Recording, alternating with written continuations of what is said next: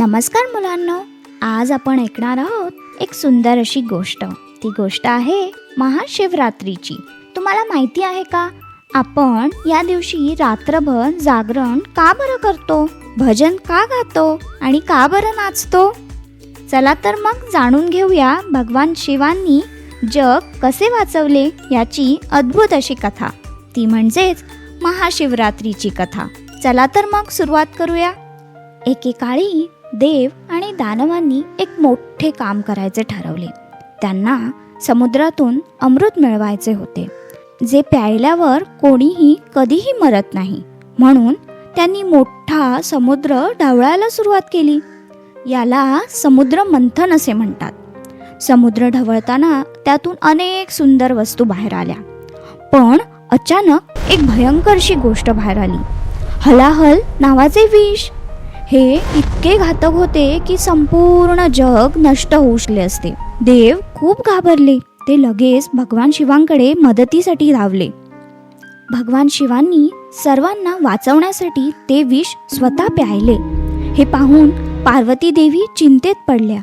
त्यांनी लगेच शिवांच्या गळ्याभोवती सर्प बांधला, जेणेकरून विष त्यांच्या शरीरात खाली जाऊ नये.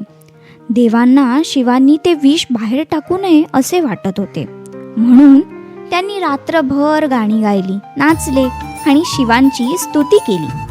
सगळे भक्त रात्रभर जागे राहिले.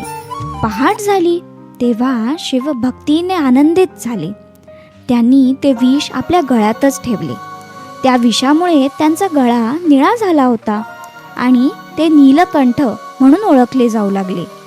म्हणूनच त्या दिवसाची आठवण म्हणून आपण महाशिवरात्री साजरी करतो. लोक उपवास करतात, रात्रभर जागतात, भजन गातात आणि भगवान शिवांची स्तुती पूजा करतात.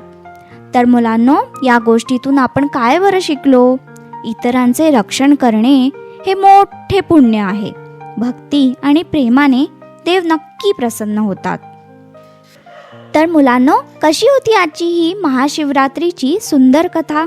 भगवान शिवांनी आपल्या धैर्याने आणि प्रेमाने जगाचे रक्षण केले.